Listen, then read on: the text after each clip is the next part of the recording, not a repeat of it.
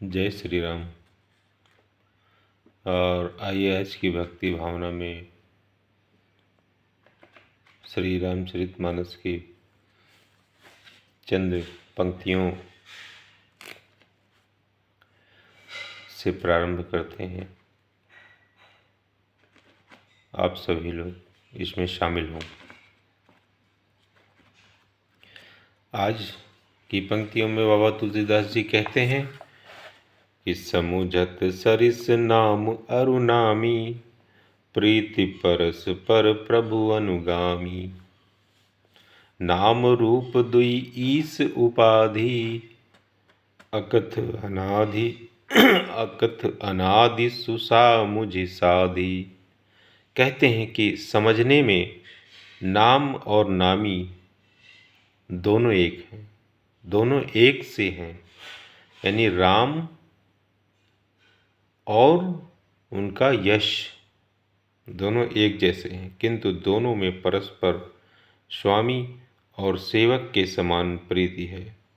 अर्थात नाम में जो वर्ण लगे हैं, नाम और नामी में पूर्ण एकता होने पर भी जैसे स्वामी के पीछे सेवक चलता है, उसी प्रकार नाम के पीछे नामी चलते हैं। प्रभु श्री राम जी अपने राम नाम का ही अनुगमन करते हैं। नाम लेते ही वहाँ आ जाते हैं। कलयुग केवल नाम आधारा, सुमिर सुमिर नर उतरहि पारा। नाम और रूप दोनों ईश्वर की उपाधि हैं।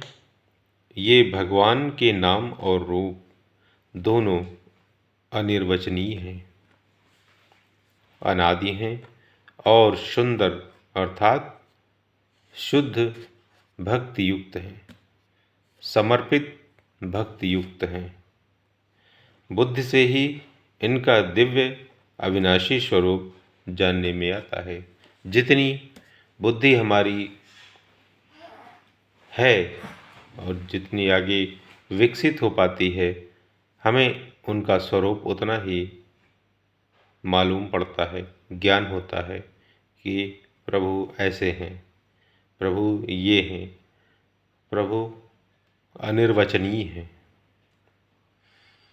को बड़ चोट कहत अपराधु, सुनि गुण भेद समुझिहि साधु। देखिए रूप नाम आधीना, रूप ज्ञान नहीं नाम विहीना। फिर कहते हैं बाबा जी कि इन नाम और रूप में कौन बड़ा है, कौन छोटा है, यह कहना तो अपराध है। यह कहना तो अपराध है। इनके गुणों का तारतम्य कमी वेशी, तारतम्य मतलब कमी वेशी सुनकर साधु पुरुष स्वयं ही समझ लेंगे कि भगवान के पर्याय हैं और हमें पूजा पाठ भक्ति भावना से मतलब है। दोनों मेरे लिए एक ही हैं, नाम भी और नामी भी। रूप नाम के अधीन देखे जाते हैं। सुनकर साधु पुरुष स्वयं ही समझ लेंगे कि रूप नाम के अधीन देखे जाते हैं। नाम के बिना रूप का ज्ञान नहीं हो सकता। पहले राम, फिर राम का रूप। रूप विशेष नाम बिनु जाने, कर तल गत न परहि पहचाने। सुमिरिय नाम रूप बिनु देखे, आवत हृदय स्नेह विषेखे। कोई सा विशेष रूप बिना उसका नाम जाने हथेली पर रखा हुआ भी पहचाना नहीं जा सकता, और रूप के बिना देखे भी नाम का स्मरण किया जाए तो विशेष प्रेम के साथ वह रूप हृदय में आ जाता है। मोटिवेशनल स्पीकर हैं बाबा तुलसीदास जी, और आप लोग उस भाव को समझ नहीं पा रहे हैं। चाहे विद्यार्थी पढ़े, चाहे बुजुर्ग पढ़ें, चाहे भक्त पढ़ें, चाहे साधु पढ़ें, मानस को चाहे जो कोई पढ़े, चाहे कोई भी पढ़े, बस पढ़ ले किसी तरह से, उसको उसके लेवल का मोटिवेशन मिल जाएगा। ऐसा ही मुझे यहाँ पे प्राप्त हो रहा है। मुझे ऐसा लग रहा है कि जो अध्ययन अध्यापन करने वाले विद्यार्थी हैं, उनको भी एक बार मानस अवश्य पढ़ना चाहिए, क्योंकि वो जान पाएंगे कि रूप और नाम में क्या संबंध है, और तब वो अपने आगे की गाड़ी चला पाएंगे। ये जो जान चुके हैं वो ठीक ठाक चल रहे हैं। तो आगे लिख रहे हैं कि नाम रूप गति कथ कहानी, समुझत सुखद न परति बखानी, अगुन सगुन बिच नाम सुसाखी, उभय प्रबोधक चतुर दुभागी।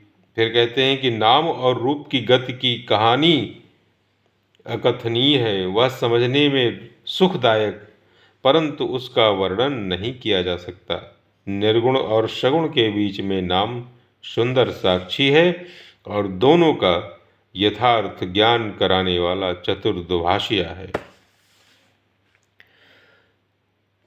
और एक और मोटिवेशन देते हैं कि नाम की महिमा बता रहे हैं, निर्गुण और सगुण के बीच में मध्यम मार्ग का काम करता है। निर्गुण वाले भी नाम लिए बिना अपने को व्यक्त नहीं कर सकते हैं, और सगुण वाले नाम के बिना प्रभु को व्यक्त नहीं कर सकते हैं। दोनों ही बिना राम नाम के राम की महिमा का वर्णन और राम के रूप का वर्णन नहीं कर सकते हैं।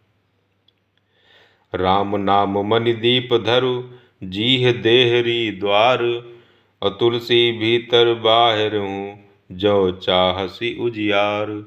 इतनी सी बात है, बस इतनी सी बात है। तुलसीदास जी कहते हैं कि यदि तू भीतर और बाहर दोनों ओर उजाला चाहता है, तो मुख रूपी द्वार की जीभ रूपी देहली पर राम नाम रूपी मणि दीपक को रख, ताकि जब तू राम कहे तो राम का रूप याद आए, और जब राम का रूप याद आए तो राम का नाम याद आए। इस प्रकार से तू राम राम राम राम राम करता रहे, इसी में तेरा कल्याण होगा। आज इतना ही। धन्यवाद। सादर प्रणाम।